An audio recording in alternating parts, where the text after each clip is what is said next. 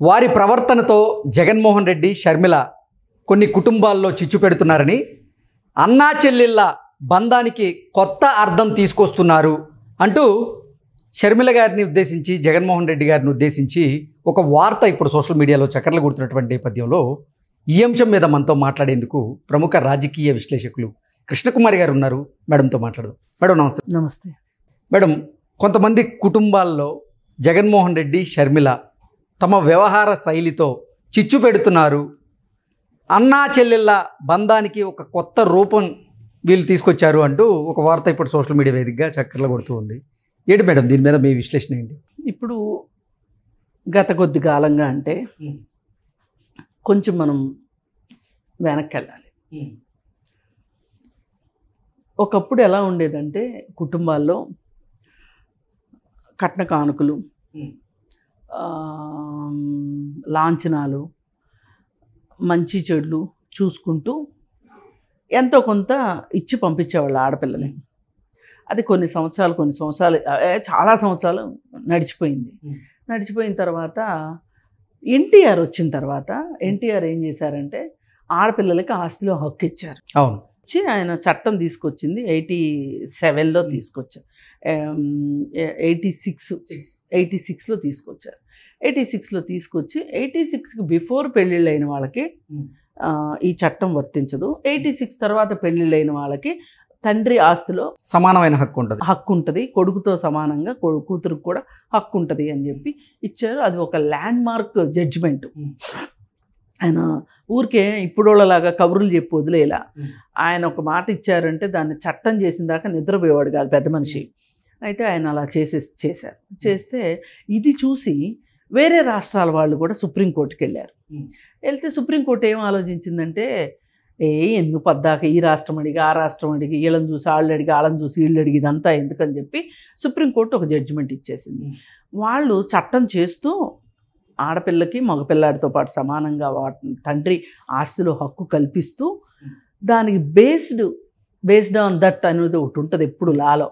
మేము దేన్ని బేస్ చేసుకున్నాము ఇప్పుడు ఈ చట్టం తీసుకురావటానికి అనే దానికి ఆంధ్రప్రదేశ్లో ఎన్టీఆర్ తీసుకొచ్చిన ఈ ఆస్తి హక్కుని వాళ్ళు ఉటంకిస్తూ చట్టం వచ్చింది. అది ఒక రకంగా దేశం మొత్తం మీద ఆంధ్రప్రదేశ్ పేరు ఒకసారి అలా అలారం లాగా మోగిందని చెప్పుకోవచ్చు. ఈ రోజుకి ఇట్లాంటి కేసుకు సంబంధించి ఏదన్నా వచ్చినప్పుడు ఈ యాక్ట్ని ఉదహరిస్తారనమాట. ఆస్తి హక్కు విషయంలో ఎవరన్నా ఆడపిల్లలు వాళ్ళకి అన్యాయం జరిగింది అనుకుంటే ఇది ఒక భాగం. అయితే దీని తర్వాత కుటుంబాల్లో వివాదాలు వచ్చాయి. ఏంటి అంటే తల్లిదండ్రులు కూడా ఒక రకంగా దీన్ని ఒప్పుకోకపోవటం. అంటే అప్పటి వరకు లేని ప్రాక్టీస్ కదా ఇది. పైగా మగపిల్లలు కూడా ఏం ఆలోచిస్తారు, ఇదంతా మాది, ఆడపిల్ల అంటే ఆడపిల్ల వెళ్ళిపోద్ది, ఎంతో కొంత ఇస్తాము వెళ్ళిపోద్ది, ఆ తర్వాత వచ్చి లాంఛనాలు ఉంటాయి. ఇలా ఆలోచించే ధోరణి నుంచి ఎప్పుడు కూడా చట్టము సొసైటీ అవసరాల ప్రకారం చట్టాలు వస్తాయి. కానీ ఈ చట్టాలని ప్రజలు అర్థం చేసుకుని ఆ చట్టాన్ని గౌరవించి ఆ చట్టాన్ని వాళ్ళ జీవితాల్లో పాటింపజేసుకునేటానికి కొంచెం టైం పడుతుంది. ఈ మధ్య గ్యాప్లో ఘర్షణలు పెరుగుతాయి కుటుంబాల్లో.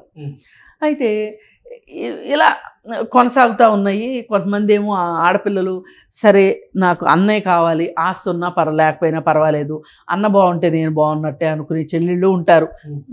మన పాత సినిమాలో నా తోబుట్టువులు రక్త సంబంధం ఉంది కాబట్టి వాళ్ళు బాగుంటేనే మన ఇల్లు బాగుంటుంది అని నమ్మి ఇచ్చేవాళ్ళు. ఇలా రక్త సంబంధంలో ఎన్టీఆర్ లాగా ఆలోచించే అన్నలు ఉన్నారు, సావిత్రి లాగా సర్దుకుపోయే చెల్లెళ్ళు ఉన్నారు, ఇలా రకరకాల అన్నా చెల్లెళ్ళు ఉన్నారు. సరే ఏది ఏమైనా ఇప్పుడు ప్రస్తుతం వచ్చిన సమస్య ఏంటి అంటే మన రాజకీయాల్లో ఇప్పుడు ఆంధ్రప్రదేశ్లో జరుగుతున్న హాట్ టాపిక్ ఏంటి అంటే జగన్మోహన్ రెడ్డి, షర్మిల. ఇక్కడ ఆమెకి ఆర్థికంగా ఆమెకి ఇవ్వాల్సింది ఆమెకి ఇచ్చున్నట్లయితే ఇవాళ రాజకీయ వారసత్వం కోసం ఆమె పోటీ పడేది కాదు. ఆమె ఆర్థిక స్వాతంత్రాన్ని సంపాదించుకోవటం కోసం రాజకీయ స్వాతంత్రంలోకి రావాల్సిన రాజకీయ హక్కు వారసత్వంలోకి ఆమె బలవంతంగా రావాల్సి వచ్చింది. నిజంగా ఆమెకి రాజకీయ వారసత్వం కావాలి అనుకుని ఉంటే గనక జగన్ పాదయాత్ర చేయమన్నప్పుడు చేయడము, మానేయమన్నప్పుడు మానేయడము, ఏం చేయమంటే అది చేయడము, ఏ కేసు పెట్టమంటే ఆ కేసు పెట్టడము, అన్నకి సహకరించిన చెల్లెలుగా ఆమె ఖచ్చితంగా రక్త సంబంధం సినిమాలో సావిత్రిలాగా ఆమె పాత్ర ఆమె పోషించింది. కానీ ఇక్కడ పోషించింది ఎవరు? ఎన్టీ రామారావు పాత్రను పోషించింది ఎవరు అంటే జగన్మోహన్ రెడ్డి.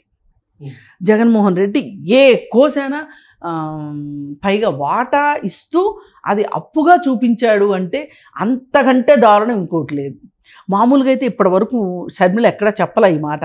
అఫిడవిట్లో అన్నకి వదినికి అప్పున్నాను అని రాస్తే ఏంటమ్మా అప్పు ఉండడం ఏంటి, అన్నకి చెల్లికి అప్పు ఏంటమ్మా, వదిన దగ్గర అప్పు తీసుకోవడం ఏంటమ్మా అంటే వాళ్ళు నాకు ఇవ్వాల్సిన దాన్ని కూడా అప్పుగా చూపెట్టి ఇచ్చారు అని ఆమె చెప్పే వరకు బాహ్య ప్రపంచానికి ఈ సంగతి తెలియలే.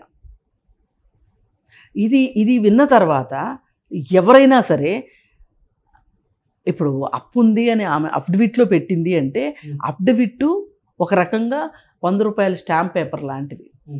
అది అవసరమైతే నిరూపించాల్సి వస్తే నిరూపించాల్సిందే. అది తప్పని తేలితే ఆమె నామినేషన్ వేయడానికే పనికిరాదు. ఆమె నా అభ్యర్థిగానే ఆమె డిస్క్వాలిఫై అయ్యే పరిస్థితి ఉంటుంది. మరి అలాంటప్పుడు ఆవిడ ఎందుకు అబద్ధం పెడుతుందండి, తప్పు ఎందుకు రాస్తుందండి అక్కడ? అంటే జగన్ ఏ స్థాయిలో షర్మిలాని పైగా జగనన్న వదిలిన బాణం అని వాడుకుని సోషల్ మీడియాలో నా మీద అసభ్యంగా రాస్తున్నారు అని చెప్పి ఆంధ్రప్రదేశ్లో నేను కేసు పెట్టను, ఆంధ్రప్రదేశ్ పోలీసులు నిష్పక్షపాతంగా ఉండరు, నేను అందుకని తెలంగాణ వచ్చి హైదరాబాద్ పోలీస్ స్టేషన్లో కేసు పెడతాను అని చంద్రబాబు నాయుడు అబాస్పాలు చేయటంలో జగన్మోహన్ రెడ్డి ఏం చేయమంటే అది కీలుబొమ్మలాగా చేసింది. అది తప్పు కావచ్చు, నేను కాదనట్లా.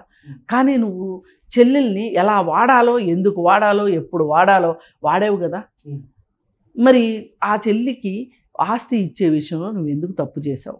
పైగా మీ నాన్న వీలునామా రాసిన తర్వాత కూడా నువ్వు ఇలా చేయడం ఎంతవరకు కరెక్టు?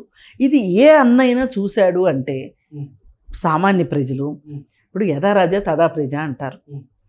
అసలు వైఎస్ రాజశేఖర రెడ్డి కొడుకే ఇవ్వలేదు ఆస్తిలో వాటా, జగన్మోహన్ రెడ్డి వాటా ఇవ్వలేదు, నేను నీకు ఇచ్చేదేంటి, నీ దిక్కున్న చోట చెప్పుకో.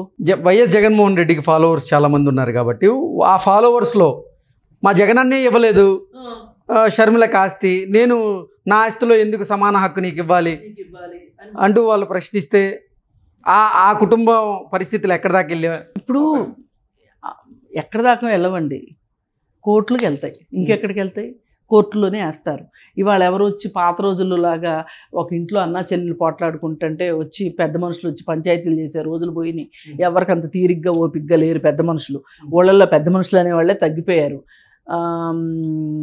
ఇంక వీళ్ళు ఏం చేస్తారంటే కోర్టులో కేసులు వేస్తారు. ఇప్పటికే కోర్టులో ఉన్న కేసులు ఎన్ని పెండింగ్ కేసులు ఉన్నాయో అందరికీ తెలుసు.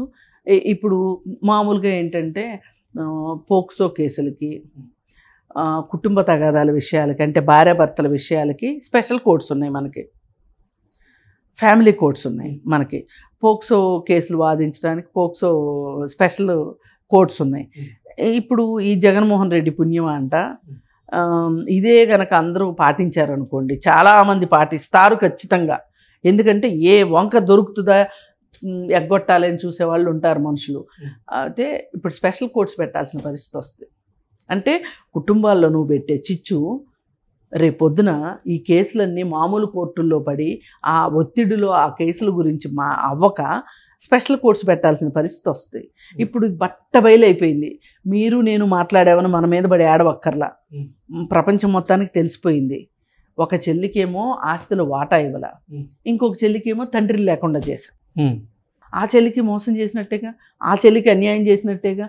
పోనీ నువ్వు చేయలేదు, మేము నమ్ముతాం, నీకంత తీరిక లేదు, నువ్వు చేయలేదు. కానీ చేసిన వాళ్ళని నువ్వు వెనకేసుకొస్తున్నావుగా, చిన్నపిల్లలని. పైగా ఒక ఉత్తరం వచ్చింది ఎవరి దగ్గర నుంచి? వైఎస్ అవినాష్ రెడ్డి తల్లి, అవినాష్ గారు తల్లి దగ్గర నుంచి. ఎవరికి వచ్చింది? సునీత తల్లికి వచ్చింది. అసలు ఆ ఉత్తరం చదివితేనండి జగన్మోహన్ రెడ్డి దగ్గర కూర్చుని కత్తి పెట్టి మెడ మీద పలానాది రాయి పలానాది రాయి అని రాయించినట్టుంది. లక్ష్మి గారితోనా? ఏముందనుకుంటున్నారు ఆ లెటర్? మీరు చదివారా? అప్పుడు ఎప్పుడు వైఎస్ రాజశేఖర రెడ్డి గారు విమాన ప్రమాదంలో చనిపోయినప్పుడు ఆ కుటుంబం ఎన్ని బాధలు పడింది. ఓకే, ఆ తర్వాత జగన్మోహన్ రెడ్డి సోనియా గాంధీకి ఎదురు తిరిగి సోనియా గాంధీకి పోరాటం చేసే సందర్భంలో ఆ కుటుంబం ఎన్ని కష్టాలు పడింది. తరువాత వైఎస్ వివేకానంద రెడ్డి చేత విజయలక్ష్మి గారి మీద పోటీ చేయించినప్పుడు మీరు చేయించారు, మీరే దగ్గరుండి చేయించారు. ఆ కుటుంబం ఎంత ఆవేదన చెందింది, మనోవేదనకు గురైంది. అదైపోయిన తర్వాత ఇంక ఇట్లా వరుసగా ఆ రోజు నుంచి ఈ రోజు వరకు ఉన్న ఈవెంట్స్ మొత్తాన్ని జగన్ని సీఎంని చేయాలి అనుకునే విషయం దగ్గర నుంచి అన్నీ అసలు అవన్నీ ఇప్పుడు ఎందుకండి? తండ్రి చచ్చిపోయి ఆ పిల్ల ఏడుస్తుంటే, భర్త చచ్చిపోయి ఆమె ఏడుస్తుంటే ఆమెను దెప్పటానికి రాసినట్టుంది తప్పితే, అంటే ఏడ్చే వాళ్ళని ఇంకొంచెం ఏడిపించడానికి అన్నట్టుంది తప్పితే ఆ ఉత్తరము వేరేగా లేదు. అసలు ఆ ఉత్తరానికి అర్థం పరమార్థం లేదు. అది ఖచ్చితంగా జగన్మోహన్ రెడ్డి రాయించినట్టే ఉంది. అంటే ఇప్పుడు మీరు ఎన్ని కుటుంబాల్లో కలతలు పెడదామని, ఓ పక్కన సునీత భర్త ఏమో హత్య చేశారు. ఇదంతా ఆమెకి తెలుసు, వాళ్ళ అమ్మ కూడా కూతుర్ని వెనకేసుకొస్తుంది. వివేకానంద రెడ్డి గారికి ఇంకొక భార్య ఉంది, కొడుకున్నాడు. సో వాట్, ఉంటే ఉండొచ్చు. అయినంత మాత్రాన ఆవిడ మీద కక్ష తీర్చుకోవడానికి వివేకానంద రెడ్డిని వీళ్ళే చంపించారంటావు. సరే, నీకు క్లారిటీ ఉంది కదా, నీకు ఇంత క్లారిటీ ఉంది కదా, మరి నువ్వెందుకు 5 సంవత్సరాల నుంచి చట్టం నీ చేతిలో ఉంది కదా? అంటే నీ ఇంట్లో వాళ్ళకైతే చట్టం చుట్టమవుతుంది, వేరే వాళ్ళ ఇళ్లలో అయితే కనుక చట్టంలాగా ప్రవర్తిస్తుంది. ఇంతేనా? నీ తెలివితేటలు ఇంతేనా? అంటే ఉత్తరాలు రాయిస్తావు, మనుషుల్ని చంపించేస్తావు, చంపించిన మనుషులకి రక్షణ ఇస్తావు. పాపం భాస్కర్ రెడ్డి అన్న గురించి, బాబాయ్ గురించి బాధపడిపోతావు, జైల్లో ఉన్నాడని. ఇన్ని రకాలుగా మాట్లాడిన తర్వాత ఇవన్నీ కుటుంబాల్లో చిచ్చులే. ఇవి చూసి నిన్ను చూసి ఒక ఎగ్జాంపుల్గా ఏం నేర్చుకుంటారు? నిన్నగాక మొన్న ఎంటర్ప్రెన్యూర్గా నీ అనుభవాలు ఏంటో చెప్పు అంటే, ఒక వ్యాపారవేత్తగా అనుభవాలు చెప్పు అంటే దిక్కులు చూసావు, పై చూపులు చూసావు, పక్క చూపులు చూసావు. ఇప్పుడు దీనికి ఏంటి సమాధానం చెప్తావు? నేను సూటిగా అడగదలుచుకున్నా, ఎవరైనా నా పాలకులు ఎలా ఉండాలంటే ప్రజలకి ఆదర్శంగా ఉండాలి. అంతకంటే నేనేమీ చెప్పలేను, ప్రజలకు అన్నీ తెలుసు.